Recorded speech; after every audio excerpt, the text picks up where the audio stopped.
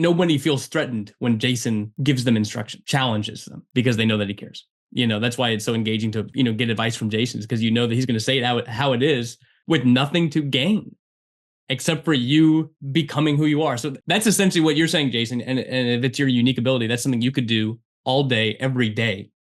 Yeah. And always feel excited to wake up and do it again.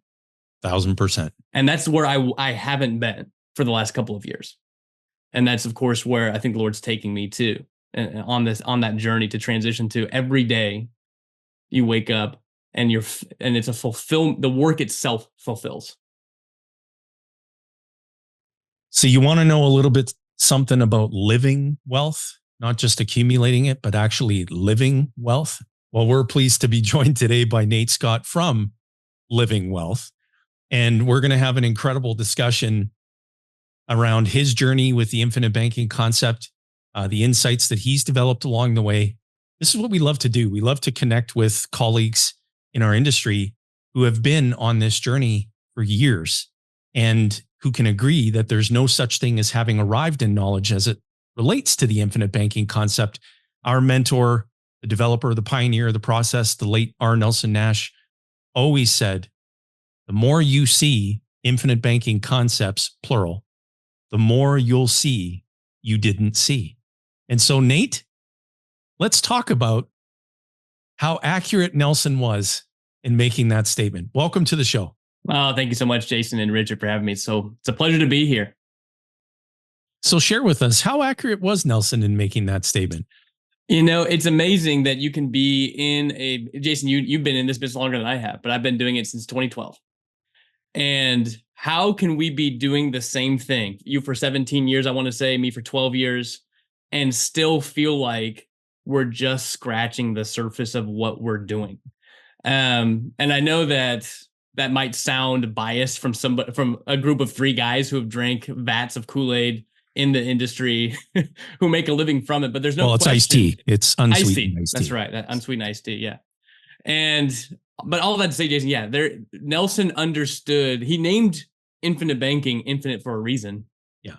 I think sometimes the phrase infinite banking can almost seem, too markety to some people, but there's a truth to it though. Yeah. That if you actually try to put it into a box, you're the one that's wrong, not the concept. And that was the whole purpose of the word infinite banking. There's the endless possibilities. And that's what I've taken of recently, Jason, is I was, really probably the first 8, 9, 10 years involved with infinite banking.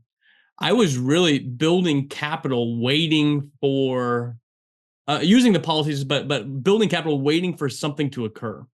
Mm. And it wasn't until a couple of years ago where I felt like it was time to flip the switch and start to deploy capital. And so once that occurred in my life, and I went from building up capital, using it occasionally, but really starting to deploy it and investing money and building businesses and starting new businesses and things of that sort with the capital I had built, it wasn't until you have your hands on it, they're like, oh yes, this is infinite. Right. This is something that everybody should be doing. There's no question. So, absolutely. I went from having, storage mode to, passive income exceeding my lifestyle like a switch that was flipped. Mm.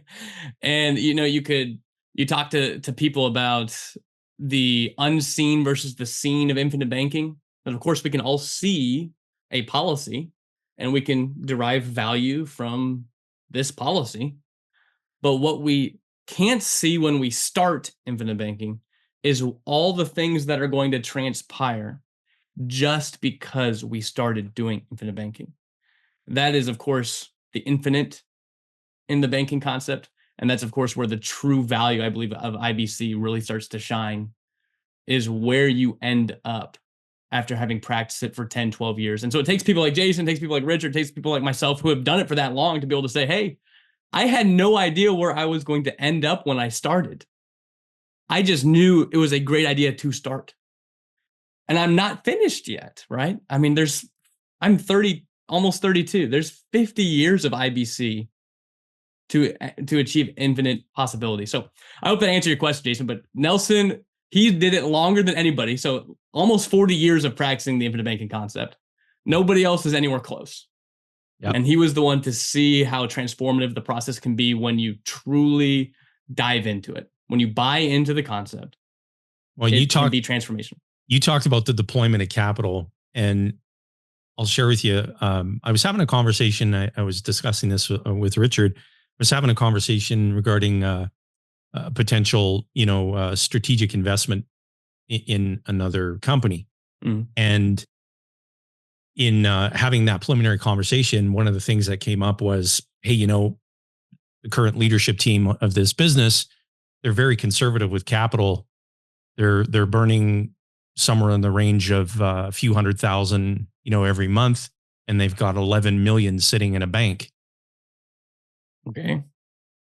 I'm like, I can't find conservative red flags on my desk. Like, why? Like, there's conservative, and then there's just, I think, just an absence of maybe logic. Like, yeah. what do you have $11 million sitting in the bank for? You're a company that's wanting to move from startup to sustainable. Get that capital moving, get it deployed in technology, in R&D, in customer acquisition, human resources, HR, like, get the money moving. And then the question was, okay, well, based on how familiar you are with our business model, well, my question to your leadership team is going to be, where should the capital be residing? Based on what you're doing and what we're doing, where do you think that money should be? And I'm going to be the one to sell them the policies. That's right. So I'm going to get a return on the investment right from day one. Are you saying that, though, if I back up, that they have 11 million cash and they're losing money every month? Is that what you're saying? No, they're making multiple six figures every month of profit. Is that correct? No, that's their burn rate on cash, right? So they're paying, payroll, overhead, they're paying for their systems. Sure. Right. Yeah. And so that's their overhead cost. I was just curious. Did you mean that was a loss?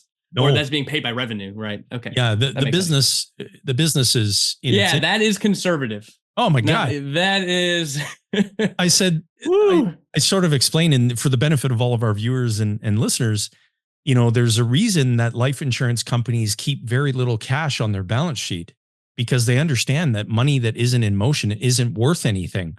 It's super important to have some cash readily accessible. And the insurance companies mandate whatever the board mandates as, hey, listen, this is what we need to have readily accessible. That's one thing. But they maintain very little cash on the balance sheet. And some people think that when a potential investor looks at a balance sheet and they see a lot of cash there, they're saying to themselves, good job. And all we see is a waste of money. Oh, it's the exact opposite. It's like, what are we doing with all this capital? That's right. Well, the leadership team's conservative, and the leadership team needs to be tased. Like, get the money moving. Right. Absolutely. I mean, I am a huge proponent of what I call relegating the banks to only serve the function that they're good at serving, which is primarily a payment facilitator. So whether you're an individual, whether you're a business, whatever it is, there really should only be in a bank account the money that's needed to run the operation. I like to have maybe 2 or 3 months of operating capital max sitting in a bank account. So if their burn rate's $250,000, about $1 million in cash would be as much as you would ever want to go in the bank account. So that leaves $10 million that is not there to facilitate the transactions of the business. Yeah. $10 million is there that is actually capital that the business is choosing to put in the worst place that ever was created for capital to reside, which is just bank accounts. And that lending institution is using that money while it's being warehoused there, because as soon as they transferred the money and put in that account, it wasn't the business's money anymore. It's the bank's money with an IOU. That's right. The bank's going and saying, hey, this is a good chunk here. How many times can we turn this over, and how many payments can we generate off it? And for how payments are being generated every day, just like an insurance company, premium payments are received every day. Some are big, some are small, but every day there's a premium payment coming in. So their balancing act of cash can be adjusted on a frequent basis. And they, the best part is they even know the premium schedule. They know the day they're taking the payments out of people's accounts. They know the anniversary date of policy, so they can reasonably assume and project on a pretty nice looking spreadsheet, I'm sure, exactly how much cash is available and coming in on a repetitious basis on a month by month basis. Yeah, Absolutely. very good point. And I asked the question, which you're both already thinking, I'm sure. What do you need my capital for? Yeah, why are we still raising money, folks? And if we want, in this particular scenario, if we want life insurance carriers to be our friend, then maybe we should have some capital reside there. Oh, absolutely. Yeah. These are things that just come up when you have, the point being, when you have ready access capital, whether it's personally or whether it's corporately, because if you're running a successful business and you have surplus capital, it's no different. Opportunities of high caliber will track you down. And we have a large number of clients who have corporate owned dividend paying whole life insurance contracts. Absolutely. Because there are very specific and distinct tax advantages in Canada to doing that as compared to the United States. And I was having this discussion with an advisor earlier today that when you're dealing with a real estate investor, for example, and the real estate investor has an accumulating portfolio of assets that are corporately owned, the capital dividend account is more than a gift. It is the solution to your intergenerational transfer of wealth. And so it makes perfect sense for the insurance to live there to provide not only the living wealth. Sure. You like how I'm Thanks for that, Jason. I'm doing this for the audience. Living wealth, Nate Scott, living wealth, living Pun wealth. intended. Just say living wealth. And so that it makes perfect sense for the insurance to live there, right? Whereas Nelson would share, right? He would say, and he said it in his book, the book that we're referring to that Richard displayed earlier was Becoming Your Own Banker. This book has sold more than 550,000 copies because it works. And Nelson said in the book, though, however, the corporation should not own it. And then when we, throughout the time that we were blessed to spend with Nelson, and we would share with him, what some of these distinctions were, all Nelson would say is, well, work with what you got. Yes. It sounds so much like Nelson. And for sure in the US, most of the time it's actually better to own policies personally and lend money to corporations. Yeah. Based on our tax laws. But I do know the Canadian tax laws are a bit different. So Nelson could be right and wrong at the same time, depending on where you live, what side of the border you live on. Absolutely. I don't know if I ever told you this, Nate. About what? I got to tell you this. Okay, let's do it. First time I met Nelson, it was at an event hosted by Pamela Yellen, believe it or not. Well, was this your first introduction to the infinite banking concept? No. Or did you know about it and then you just met Nelson there? Yeah. So I first heard about the concept, and it was described as the banker's optimal system of security. Ryan and Tyson Thacker. I know who you're talking about. Two amazing guys, like top shelf guys, incredible guys.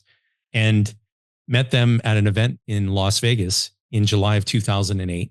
And there were 300 plus advisors there and 2 Canadians, myself and a prior business partner. And when I met Nelson in 2011, the year before I attended my first think tank with Richard, I was at this event and it was in Michigan. And I sat down at this table. It was a sales conference for Pamela Yellen's organization. Yeah.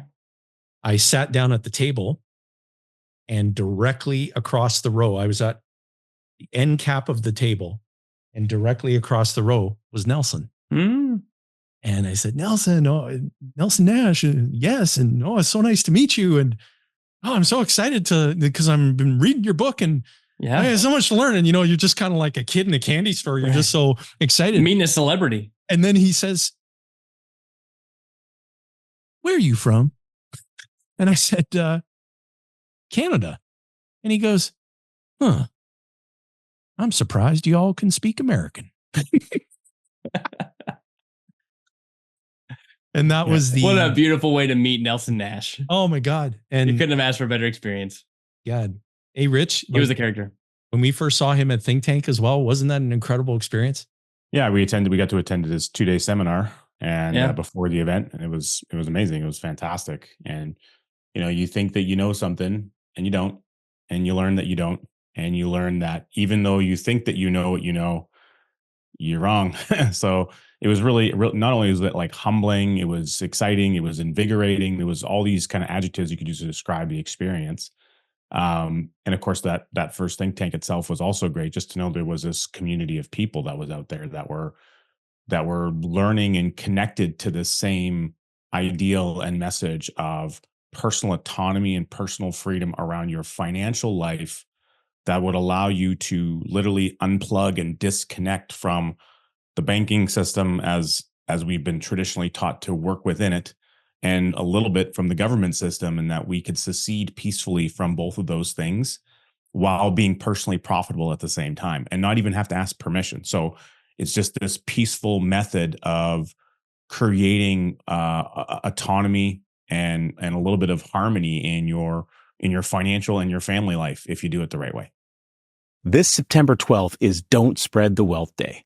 Get a copy of our new book, Don't Spread the Wealth: How to Leverage the Family Banking System to Own All the Gold, Make All the Rules, and Enjoy Generational Riches. This book is jam-packed full of incredible bonuses that we've put together, including our 15-page guide to hosting your own family banking meetings. Pre-order your copy today using the link down in the description or visit don'tspreadwealth.com. That's don'tspreadwealth.com. Learn how to keep the money in the family so you can prosper together for generations to come. Oh, yeah, let me ask you this. How clear do you think Nelson saw the whole concept of seceding from the conventional banking system and the living autonomously? When do you think he started to see that clearly along his journey? I know I never asked him that specifically, but when do you think that started to become the driving vision for expressing this to the world? I think that he may have not have seen it clearly, but I think it actually began when he first got his very first copy of the Fee magazine, the Foundation for Economic Education. He told a story about a party and he went to, and somebody took him into their office and their library, and he gave him a copy and he says, "Hey, read this and send them a letter. They'll start sending it to you for a year, and they'll just stop sending it to you if you don't send them any money by donation." And he says, where have you been hiding all this stuff, and why are you hiding it from me? And that understanding about Austrian economics, I think it just started to open the doorway. And so he knew that fundamentally there was a way to do things that was accurate, that would create this existence that was detached from top-down thinking. Nelson always talked about, we need a bottom-up solution to top-down thinking. You can't solve a top-down problem with more top-down thinking. Yeah. and I don't think he really made that connection, because your question is a fantastic question, until the experience he had with the interest rate rise in the 80s and realizing the position that he had put himself into, using the advice of everyone else. And then that like, oh, wait, I need to get out of this hole. Here's a method I could do it. And the problem is I can't do it because I haven't been using this method enough. So I think that's probably where the glue latched. It may not have like crystallized. He would have been able to maybe state it in language, but there's sometimes you just like know something. It's kind of like for me, when I first read Nelson's book, I couldn't immediately go tell someone, hey, this is everything I've been looking for. But I knew, like somehow I just knew fundamentally, like this undeniable feeling was upon me after reading Nelson's book. But I couldn't. Well, and the way that Nelson, the way that Nelson would often describe it was not that he created the infinite banking concept. He discovered the infinite banking concept. And I feel like there's a bit of a difference there. Whenever he stumbled his way through trial and struggle into the infinite banking concept, and somewhere along the way, he realized this is the ultimate answer for personal autonomy, financial freedom, on the back of becoming your own banker. And it just so happens to be, for some wild, outlandish reason, that dividend paying permanent life insurance policies issued by mutual companies actually provides the platform that anybody can plug in and accomplish this, that we don't even need to create a new platform. In fact, and it's not that he created the idea. He's like, I just happened to do it when I needed to. And suddenly he's like, this is the answer. And that's what I was trying to ask to you, Richard, on that front, was like, hey, at the beginning, what I found just engaging about it was that he did not know that we were going to secede from the banking system when he started to discover the infinite banking concept. It was definitely a process of saying, oh, this is a good financial strategy. Oh, this makes a lot of sense. Oh, why do we, it was certainly, there must've been a few years from 1982 through, 1986, 87, 88, when this thing became, oh my gosh, this is the answer to the problem. It took him 13 years to get rid of what he referred to as the snakes and dragons. Really? And then from that point forward, him and his wife, Mary, God rest her soul now as well. Him and his wife, Mary, never saw a conventional bank again for anything other than the convenience of debit. And so I think the revelation for him was the peaceful, stress-free way of life that he experienced when he got the banks out of his life.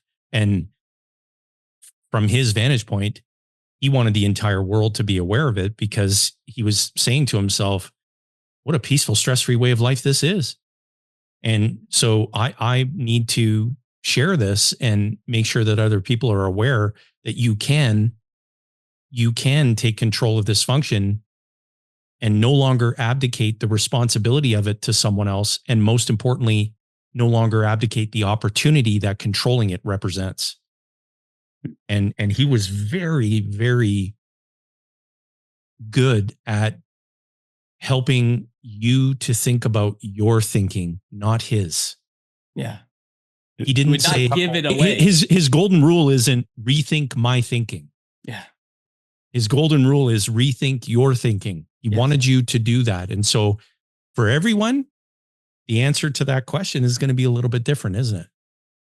There was a couple of things that occurred along that timeline too. In 88, when he had his quadruple bypass surgery, which he had then turned into an amazing lesson about the financial system.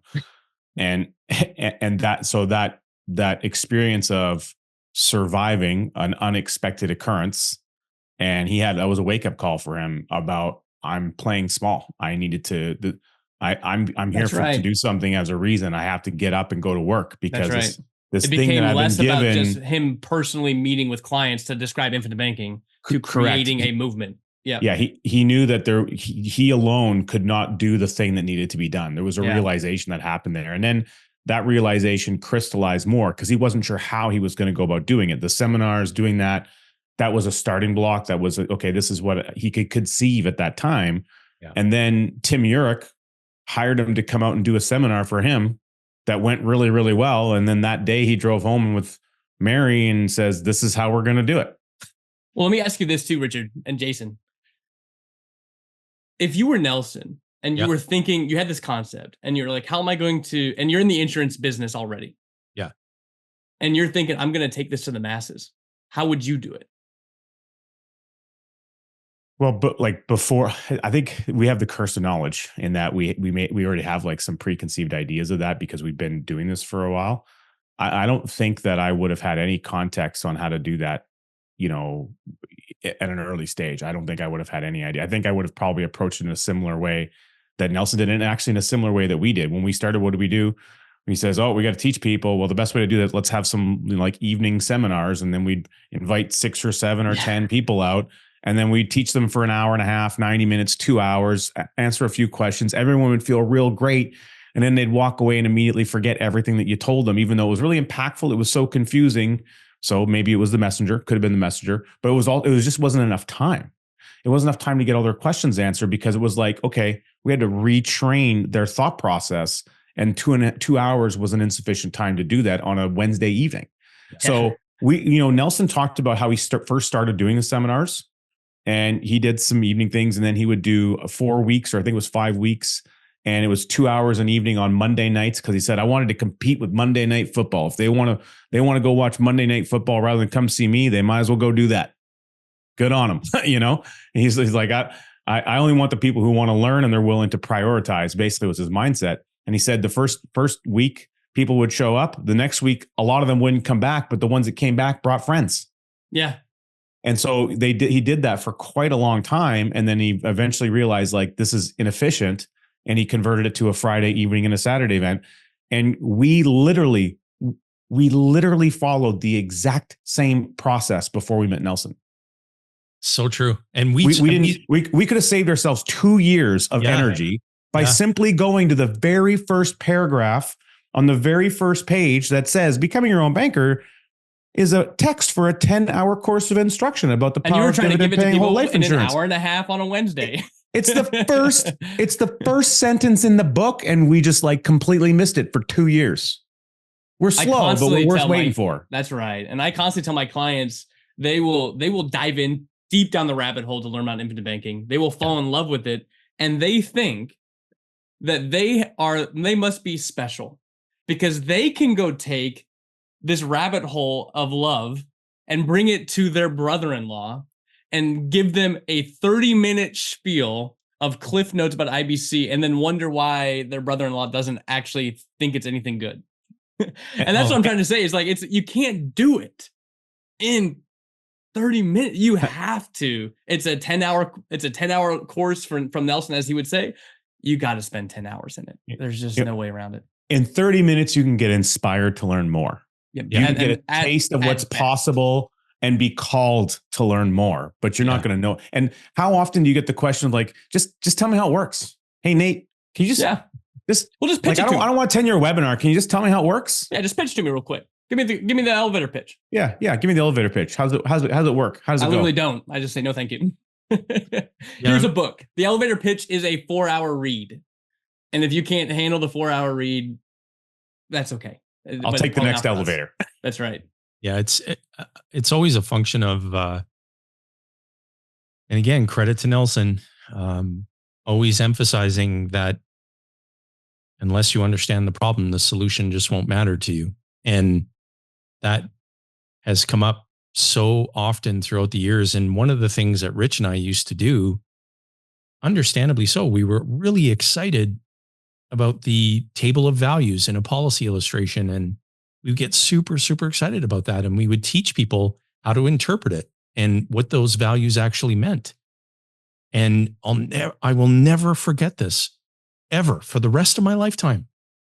When Nelson pulled me aside at a think tank and he said, remind yourself, infinite banking concepts does not need to be sensationalized. It is ridiculously simple. And he would go on to say, if I could write this book all over again, there wouldn't be a single illustration in it. Take the numbers out. So from that day, there comes a point in the process where you have a duty of care to review an illustration with somebody. Sure. Of course, you're going to do that at some point. Do you know how many illustrations Richard and I have referenced in a content-specific webinar for the past several years? Leading question, Jason. If the answer's not 0, then I wasn't following. So it's 0. Zip. And here's the reason why. And you witnessed this, and tell me if I'm wrong. We struggled with that to make that change, but the outcome is incredible in clients' understanding of the problem so that the solution actually matters. And the illustration, here's the one thing that I always try to communicate to colleagues in the industry. The illustration is not going to look anything like what it looked like on the day that you printed it and showed it to somebody, because the policy owner's behavior is far more critical than the behavior of the insurance company. And Nelson said, verbatim, and he would say, if you're an advisor, I want you to write this down. Infinite banking concepts has absolutely nothing to do with life insurance. Yeah. Do you remember when he would say that, he would, if he could go back and do it again, he would probably change the way that he named it? He said, I probably would have done it the way that the Spanish did it. Because they'd say agua caliente, water hot, not hot water. Yeah. And so it's really, it's a concept about banking that just so happens to be infinite. Yeah. And so not quite as catchy though. It's not, it doesn't roll off the tongue as well. It doesn't look as good with the trademark on it necessarily, right. but he really thought that, the way that we describe, so not only are the words important, but the way in which we describe the reference to the words is important. Yeah. And he really thought, that was almost a disservice that he might have done in his mindset of naming it. It's like, yeah, well, we always ask for hot water, but that's not how it's done in a lot of other areas of the world. They ask for water and then they want it hot or they want it cold. Yeah. So what's the primary thing that you want? Do you want the hot or the cold, or do you want the water? Well, you want the water, and then you want a temperature attached to it. So that kind of thinking was how he wanted people to approach looking at the concept by which you could bank through an infinite model of thinking. Well, even just the phrase "becoming your own banker," I think really does serve it better, possibly than the actual infinite banking concept. I think maybe he would agree. I don't know, but just the name of the book is "Becoming Your Own Banker." Mm-hmm. And that is the premise that he wants to take it across, is that we are, as Jason said, it's not the power of life insurance. Right. He could have written a book called The Power of Life Insurance by R. Nelson Nash. And honestly, could have kept a lot of similar things in the book. But of course, that wasn't the name of the book. The name of the book is Becoming Your Own Banker, because that's actually what we're doing. It just so happens that we do not know of another way to do it, apart from utilizing dividend paying whole life insurance policies, as the platform to plug into, as he talked about with, plugging into an electrical, unit or whatever it is. Can I share something with you real quick? Yeah, and let's do it. Rich is going to get a chuckle out of this. So we do a very large volume of social media content. Mm-hmm.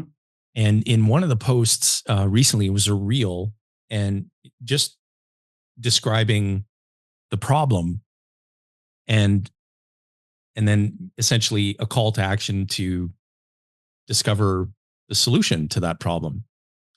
And, you get people who comment on there, which is good for engagement. And when you start to read things like, don't buy permanent life insurance, put your money in the market and buy term life insurance. You know where I'm going with all that, right? Oh, sure. And I just ask a really logical question. So what does buy term and invest the difference have to do with controlling how you finance the things you need in life? Zero. And the response that always comes back, now it's like, oh, I've been asked an intelligent question. So rather than answer it, I should demonstrate to the world how dumb I am. And they start lambasting you with character assaults and whatnot. Yeah. Oh, yeah. Everything that's wrong with permanent life insurance. You must be evil because you sell insurance in the first place. It's like, you want to protect people's families. You horrible human being. You. Totally. And then you want to pass on generational wealth and help gain control. Yeah. You are the scum of the earth. And then you come back and you say, okay, I've heard your feedback. I've read your feedback. And while I feel differently, I'll ask the question again. What does buy term and invest the difference have to do with controlling how you finance the things you need throughout your lifetime? No response. So people, in other words, this is why IBC is a paradigm shift. Yeah. The point I'm trying to make is that people get so possessive of their idea or their method or their investment philosophy or whatever that may be. But prior to July of 2008, I didn't know anything about this concept or that it even existed. And so when you're exposed to something new that you didn't know before, if you approach it with an open mind, like we did, the three of us, your eyes get opened to a whole new financial world, and you can move away from, I need to argue with somebody, versus just have a good conversation about the problem And once you're all calibrated that it is in fact a problem, the solution will actually matter. Yeah. And you haven't even gotten to describing the tool that you're using to implement the solution. You're just talking about how to solve what you agree is a problem. Can I share something with you, Nate? Yes. So in 1999, I got my first mortgage on a rental property. And I actually looked at the mortgage paperwork because I never signed that many pieces of paper before. And I thought, this is absolutely insane. The purchase contract was this thin and the mortgage paperwork was this thick. I'm like, what's going on here? So You're I the was only just, guy that they've ever had that's read through the paperwork, by the way. I'm not a details guy, but I was just curious. I'm like, what is this all about? There's a little light reading. I just knew that there was some kind of racket going on. And then I looked at this thing and I saw that, like, okay, the payment and the interest rate. I'm like, all right. So I figured out how to find an amortization of what that looked like. And then I saw what that was. And I'm like, oh my God, the word slavery didn't come to mind, but that's what I was fundamentally thinking about. And then I said, this is what we actually need to be doing. We're buying this rental property, but we need to be in this business. Yeah. This is what we need to do. And I didn't know that it was possible. And then I learned about a year or so later that you could do private lending. Oh, I could take my registered accounts and I could be a private lender on a second mortgage or a first mortgage. I didn't have enough to do a first mortgage, but I could do a second mortgage. And so I did that. And I thought, this is it. I'm doing it. I'm the bank now. This is the best. I figured out the solution. Hooray for me. And so then, and then moving forward, you put a number of years on it. I don't know. I give it 9 or 10 years. And then all of a sudden, Jason tells me to go buy this book. And then that's when I knew. I'm like, this was what I was always looking for. The thing that I wanted, that I thought I could do, I now know that it's possible to do because somebody's already done it.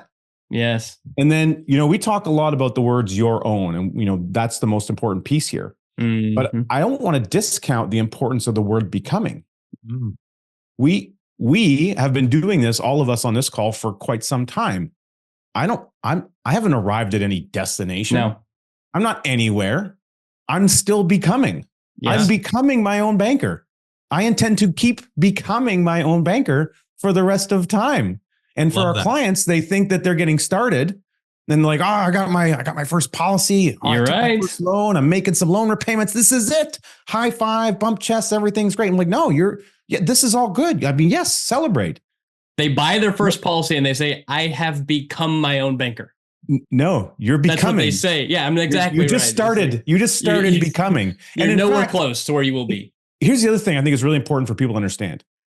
People don't realize they're already their own banker, and they always have been. They're just really bad at it. They just didn't realize that they were making a voluntary choice to abdicate the responsibility of that to some third party who's basically managing and doing that whole process on their behalf. Correct. And because we don't know what we don't know, the reality is you're your own banker today, whether you're using this concept or you're allowing someone else to facilitate it on your behalf. You're choosing to let them do it for you. Correct. And you're making a voluntary choice.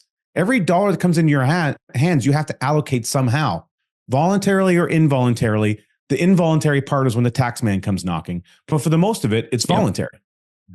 Yeah, exactly right. I mean, I've said that many times. You're already in the banking business. You're just really bad at it, right? You just kind of suck at it right now. And I think a lot of people understand that to be the problem. I think that's the ultimate problem. Yep. We just gave the elevator pitch. You're in the banking business already. You're already your own banker. You've just given all of the profits, all of the control, all of the benefits to some third party, and you've abdicated your responsibility completely to be able to do it. And now you're stuck with whatever the kind overlords, the scraps off the table that they throw down to us peons whenever we are using the conventional banking system. And the possible lessons that exist with understanding how to do what they're doing, you're also not conveying to the people that you love and care about. So you're abdicating that responsibility to them as well. Mm-hmm. Really, so that's you're taking the educational capacity of learning how to do this yourself, and then training the people you love and care about, and you're handing that over to a third party also. Yeah, you're saying it becomes a generational problem. Yeah, really good points. And Nate, I want to ask you a question. So, if you were to have a conversation with the Nate on day one of embarking on this journey of researching and investigating this process, what would you say to that, Nate? I would tell him to pay more premium. On that note, so hey, Nate, listen, this conversation was a lot of fun. We're going to have it again. We're going to be on your podcast as well. We're going to cross-pollinate with content creation and have a lot of fun collaborating. Absolutely. I want to ask you a really important question. If you think about this next chapter that you're going to open in your journey with this process, and you were to look ahead, and you and I and Richard were having this conversation on June the 14th, 2027, and we were to look back to today, June the 14th, 2024, what specifically would have had to have happened in order for you to feel happy with your progress? Yeah, I mean, it's a beautiful question. For me, it really is. I'm gonna paint it back 1 second to actually the question that I asked you both a moment ago, which was, if you were Nelson and you had this and you said and you were about to say, I need the world to know, how would you go about doing it? And I think the way that the world, what I had almost expected you to say, and maybe I would have been right, maybe I would have been wrong, was that Nelson, if you were him, you would have ended up potentially building the conventional way in our business is to build a big agency. Yeah. And so you would have said, what I need to do to get this into the world is build an organization of captive people to do this, right? Mm-hmm. And Nelson chose to do it a different way. I think if he would have chosen to do it the other way, it would have flamed out with him. Maybe not. And the way he did it was open to the world, and it was almost free. I know he would get paid for his time, to come do a seminar or something, but it was essentially an extremely scalable model in the sense that nobody had to commit per se to sign up under his insurance agency or whatever it was. I'm not even trying to push anything of that down, but what I was trying to say in my own life, the way I see it, is I do want to transition to a world where it is, I do not care who gets the credit. Or, I mean, even more so, I think up to this point, it's been Nate doing infinite banking of course I'm a huge believer in it, but primarily to make a living. The Nate that's 3 years down the road wants to create an organization that truly has an enormous impact on many, many lives. And, I've learned some of that from you, Jason, with the who, not how principles. The 10X is easier than 2X, where, of course, up until this point, it's just been, okay, how do we build a business that generates money? And of course, that has to be a part of it. But the way that Nelson chose to do it was not about him anymore. That's what right. I think was so unique. That's right. And I do feel like the Lord is calling me to do that. And I'm afraid to give away too much, because there's actually 3 or 4 paths that are almost distinct that I feel like I'm praying about on that front. And I don't know exactly which one the Lord's going to end up telling me to go down just yet. And I've essentially given up my right to be in control of the outcome. And I'm going to become a process oriented. Like, Lord, I'm just going to go down the process, step at a time, trusting you the entire time. I don't have to know exactly where I'm going to be. Go ahead, Jason. Can I share something with you, Nate? Yeah. So when you talk about what you just said, that you want to serve people, and that you want it to be about them, and you don't want this to be about you. And a private equity firm had a conversation with us in February of this year. And one of the discussion points was what they referred to as mitigating risk around the key man. The founder, yeah.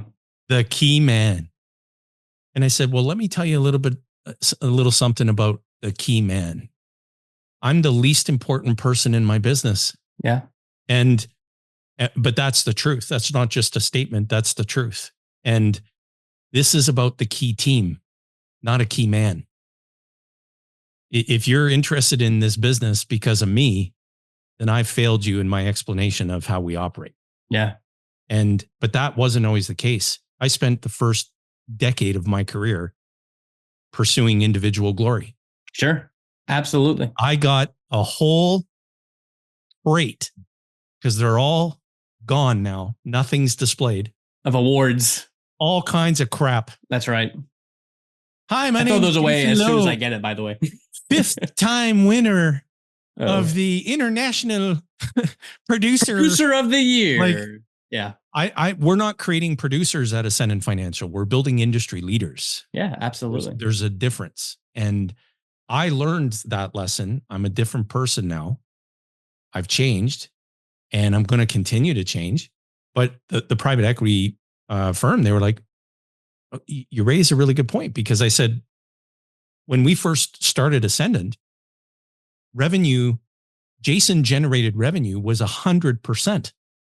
Mm-hmm. This year, it'll be less than 5. Yeah. So if you want to talk to the key man, I don't know where that person is at Ascendant. I can put an inquiry out and see if we can identify who that person is. But well, if I could respond to that too, Jason, it's what Nelson decided to do, and what a lot of the great business, movement folks did, is they became the platform for other people. mm-hmm. Instead of you being or using other people to help you support your platform, which is, I don't know if you guys read the book Good to Great. Oh, yeah. Almost everyone has, I assume, but they talk about the difference between, a level 5 leader or the genius with 1,000 helpers model of running a business. Yeah. And of course, what I'm saying is Nelson could have chosen the genius with 1,000 helpers, because that's what he was. But instead he said, I'm just going to be the platform, and anybody who wants can get plugged in and use what I have kind of just laid down as a foundation and run with it and become as big as you want. And you guys can have all the credit, all the money, minus a speaking fee, right? Or have your guys buy my $20 book. I mean, other than that, you can have everything you want. And of course, I mean, that's all you're saying is essentially the difference between building a business around me or just me becoming the platform for anyone to plug into, and their life would thrive by being there. And that's of course is the vision. Now, how that's going to pan out is still to be decided. But at least that is the fundamental vision is that model. You've got 4 potential tracks, as you identified, Nate, out in front of you, and you'll be pulled or drawn or walked down one of those paths. If there's still 3 other great paths there, you just need to go let someone else know what those paths are. And then there's still 4 paths that can be walked. Just because you're choosing exactly right. You're going to do one of them doesn't mean that someone else can't do the other 3. I totally agree. Yeah. So you nailed it. I think some of it is going to be, I think there's a chance that all 4 could end up taking place. Exactly right. Oh, yeah. Which one am I going to focus on to start with is going to be the question. But once again, the outcome is unknown. So, I mean, I'm very much excited about it. I'm probably more excited now than I've ever been. I think you guys are probably feeling the same way in your shoes. That's an understatement. Yeah, it's just the longer you're in it, the more excited you can be. Yep. But I'm also excited. The excitement for me, I was actually fading because I had the wrong perspective. Well, we had a good conversation about that. Yeah, it's been fading because it's been all about me. And of course, no one would ever say, like, I am saying it. I would never have expressed that. I'm actually not someone who actually wants to take credit by nature. But what I'm saying is I was losing steam because I was living a facade. I mean, it wasn't even who I am at my core to begin with. I just thought that's what you had to do to be good in this business type of situation. It's going to be about how to be productive. You got to go sell, you got to go produce, you got to go do these things. And I wouldn't have ever said it was about me, but it was. I mean, it was just, I didn't realize it. And so now that you realize it, you're like, oh, I never wanted that. It wasn't until that occurred that I'm realizing, oh no, there is a future that I can get excited about again. It just has to do with me laying myself down, Yeah. not trying to prop myself up. And That's, so, yeah, more excited than ever before. yeah. The wealth doesn't make you smart, It makes you lazy. and it certainly doesn't provide happiness. You know, credit to Dan Sullivan, a strategic coach. Can't extend enough gratitude to him. He said something to me that was so powerful. I'll just never forget it. And because when I shared with him that although I had generated, you know, a lot of income and I've made millions of dollars in this business, millions of dollars. And he said to me, because I expressed to him, like, it didn't make me any happier. The more money I made, just by the way, Jason, the less happy I got. So he said, well, what I need you to do is I need you to understand that the problem isn't the problem. The problem is how you're thinking about the problem. Yeah. Happiness isn't meant to be pursued. It's meant to be created. Mm-hmm. And so be clear about what it is that you want and want it because you want it. Yeah. And create it. And then you'll be happy. And that just was like poof, because Ascendant was born in February of 2019 and I began coaching with Dan in October of 2018. So you were fresh with Dan. Well, yeah, but I knew after my first quarterly session and I spoke to Dan one-on-one and I said, there's going to be a big change. And then I talked to Nelson about it and I asked him for his advice and he said, son, you already know in your heart what you want to do. Go do it. Yeah. And I feel like you and I were probably in very similar shoes today and you in 2018. Yeah. Yep. And so I did. And now all the credit to all my teammates. Yeah. It's Jason all about them. Laid himself down to be the foundation. That's exactly right. Yep. And Ascendant is going to stand for something more than just Jason Lowe's general agency. I go out of my way to say Ascendant is not Jason. Yeah. And that's going to be the future for us too. I mean, and so you guys know that I come from Ray Poteet. And not everyone has to know this, but he was the genius with 1,000 helpers. Yeah. That's who he was. And that he loved being that. So no, you say go create what makes you happy. Want it and then go. I think he was living the dream. It just the biggest issue was that I thought that had to be everybody's dream. Yeah. And then I realized, oh, actually, no, that's not in me. So I've been living for what I think other people think I should be living, right? And it was Dan Sullivan's books, as you know, 10X is easier than 2X, the Who Not How book, the things that you introduced to me, that was really saying, no, you can actually go after what you want. You can just go get rid of all these thoughts of what you think you should be. And go after what you actually and want it for wanting's sake. And so I realized, no, I've always not wanted the credit. I've always not wanted to go be a high income earner, super productive, high volume production. That's never even been my thing. I've always wanted to, deep down, I've wanted to serve the Lord. That is me. And so whenever it comes to business, I'm like, I don't think I've been serving you, Lord, here. And that's why I feel that it's time to change for sure. I've had the realization, courtesy of Dan Sullivan, when he said, after I took my first sabbatical and I explained to him the feelings that I was having during that sabbatical, I was feeling unwanted. I was feeling like, my teammates could all go on without me and nobody would miss me. And were you a little scared maybe in there too? Yeah, and I wanted to be wanted, right? Yeah. And Dan said, again, I'm gonna help you to think about your thinking. Yeah. He said, what you may not realize, and he delivered this feedback so eloquently the way that he does. He said, your job now is to operate in your unique ability. And your unique ability is bringing purpose to other people's capabilities. Yeah. And So I always like I would use language. I would say, listen, if I see potential in you, I'm going to get it out of you.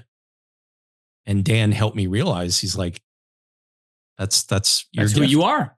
You can bring purpose to someone's capabilities, and then they go from this degree of performance to that degree of performance to that degree of performance. And the only way you can do that is if you care. And that's another thing, of course, that the world knows about Jason Lowe.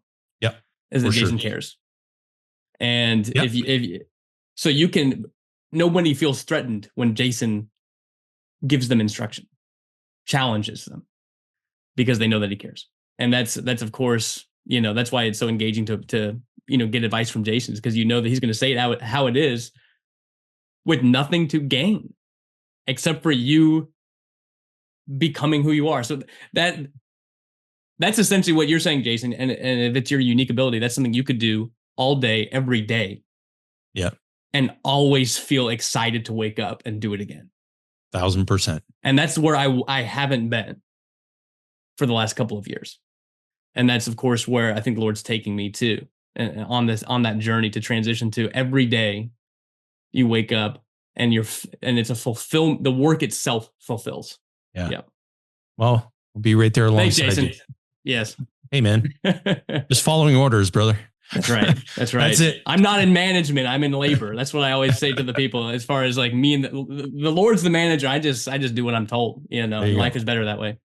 Well, Nate, Rich, this was a great conversation. Appreciate you both. And to all our viewers on the YouTubes, you just saw another video pop up, courtesy of our awesome editing team. And that's because we want you to continue the journey of learning. There's no such thing as having arrived in knowledge. There's always something new to learn. And we recommended this specific video so that you can continue that journey of learning. So guys, this was outstanding. Have a great rest of your day. Appreciate you both more than I can say. And we'll see you all again soon. And Nate, we'll see you on your show soon. And I'll give you a call so we can talk. Okay. That sounds great. Thank you, guys. All right. Thanks, guys.